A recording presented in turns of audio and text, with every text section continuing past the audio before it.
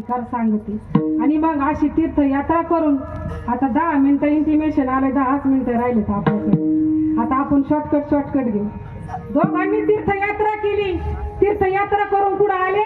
पंढरपुरामध्ये आले. बरं, देव करून आल्यावर काय असतं? कशाचा कार्यक्रम असतो? माऊल्याचा कार्यक्रम असतो. आता माऊली आणि ज्ञानोबाराय दोघ जण ज्ञान आणि नाम तीर्थयात्रा करून आलाय बघा. नाम इच्छा कोणी केलेली होती? ज्ञान आणि नामाची इच्छा केलेली होती. आणि ज्यावेळेस ज्ञान आणि नाम एकत्र येतं त्यावेळेस ते देव मान्य होत असतं, त्यावेळेस ते भगवत मान्य होत असतं. विठाला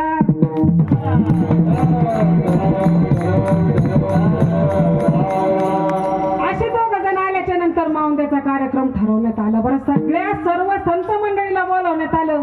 माऊलींचं आणि नामदेवरायांचं माऊंद म्हणले तिथं काय कमी, सगळी संत मंडळी आली पंढरपुरामध्ये. मग माऊंद्याच्या निमित्त जसं आता वास्तू शांती निमित्त कीर्तन चालू आहेत का, तसं म्हणले आता माऊंद्या निमित्त कीर्तन ठेवायचं. मग कोणाचं कीर्तन ठेवायचं? सगळे संत मंडळी बसले. आणि त्या काळातले 1 नंबरचे कीर्तनकार जर म्हणलं तर नामदेवराय. भक्तिपूर्ण कीर्तन जर म्हणलं तर फक्त नामदेवरायांचं होतं. मग सगळे म्हणले ठेवा नामदेवरायांचंच कीर्तन. नामदेवरायांचं कीर्तन ठेवण्यात आलं. आणि त्या कीर्तनामध्ये मी असं मोठ्या महात्म्यांच्या मुखातून ऐकलेलं आहे तर त्यावेळेस नामदेवरायांनी हा भंग तिथं घेतला होता. ह्याची देवा पै मागत चरण सेवा अखंडित.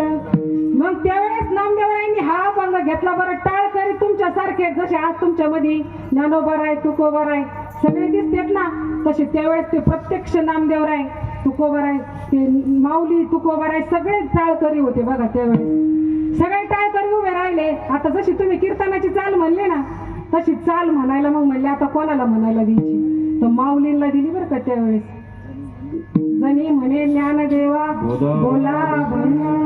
त्यावेळेस माऊली त्या कीर्तनाची चाल म्हणले. विचार करा, माऊलीचा अधिकार सुद्धा काय सामान्य होता का? मग त्यावेळेस माऊली तिथं त्या कीर्तनाची चाल म्हणले. आणि त्यावेळेस तिथं जण मुक्ताबाई नामदेवरायला म्हणते, नामदेवराय तुम्ही आतापर्यंत कीर्तनात तुमच्यासाठी मागितलंय, देवाला मागितलंय म्हणे. मग एक काम करा ना, तुम्ही देवाला तुमच्यासाठी काहीतरी मागा ना. आणि मग एवढं कीर्तन लागलं तिथं रंगलं का तिथं भगवंत स्वतः प्रत्यक्ष त्या कीर्तनामध्ये नाचलेले बघा. नामदेव कीर्तन करी हे देव नाचे पांडुरंग, नाचता नाचता देवाचा गळला पितांबर. जणी म्हणे ज्ञानदेवा विठाला विठाला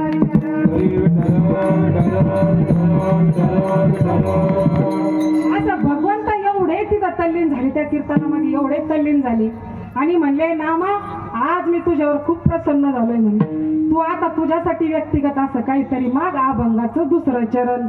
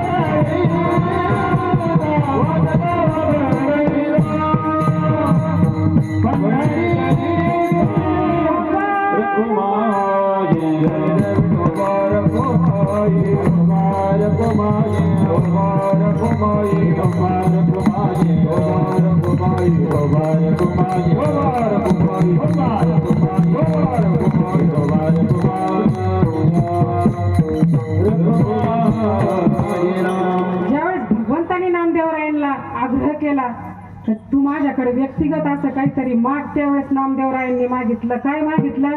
वास द्यावा पंढरीचा सदा संग हरिदासांचा. मग त्यावेळेस काय तीर्थक्षेत्र बाकीचे नव्हते का नामदेवरायांना मागायला? नव्हते का? होते. पण पंढरी क्षेत्रच का मागितलं नामदेवरायांनी? का मागितलं असेल बरं? कारण पंढरी क्षेत्र असं आहे का ते साधू संतांचं माहेर. कारण माझे माहेर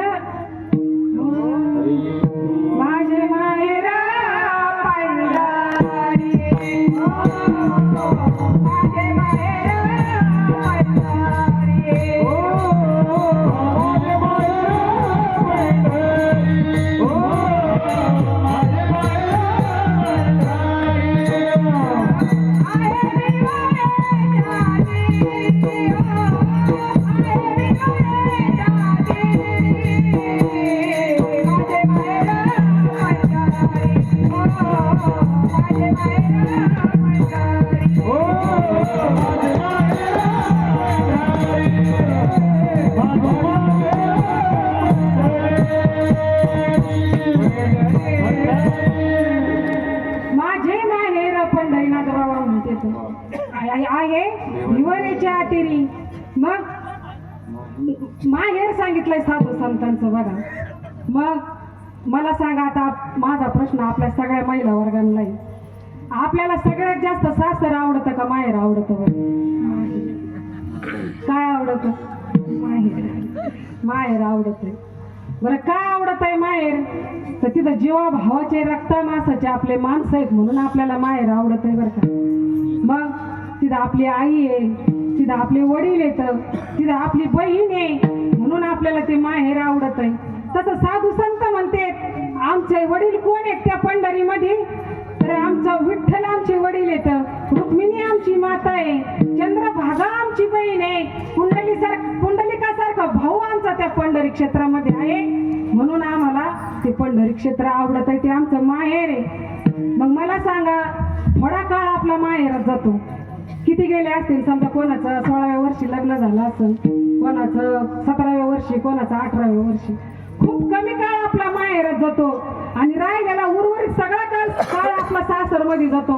शेवट आपला सुद्धा सासरमध्येच होतो. मग थोडे दिवस माहेरात गेले तरी पण किती प्रेम होत्या माहेराविषयी आपल्याला, किती प्रेम त्या माहेराविषयी विचार करा ना. मग तसं तुकोबाराय सुद्धा म्हणते तो विठ्ठल आमचा पिता आहे, रुक्मिणी आमची माता आहे, ती चंद्रभागा आमची बहीण आहे, पुंडलिका आमचा भाऊ आहे.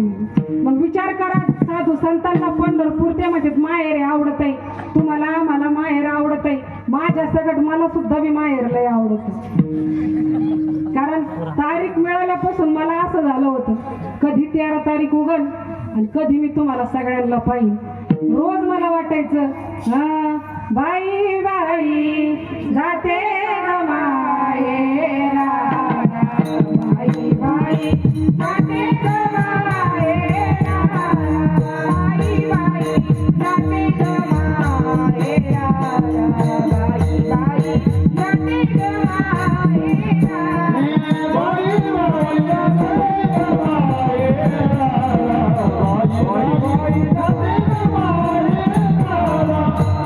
बाई जाते माहेरा.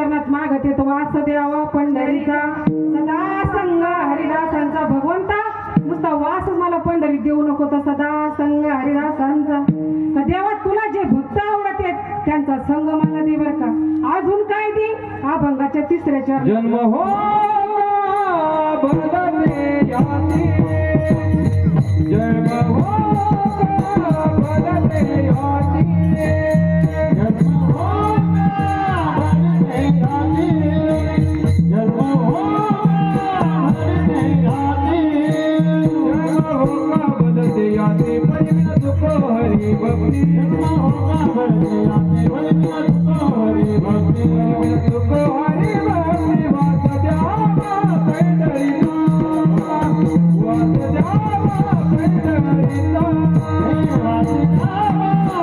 पंढरीला वास द्यावा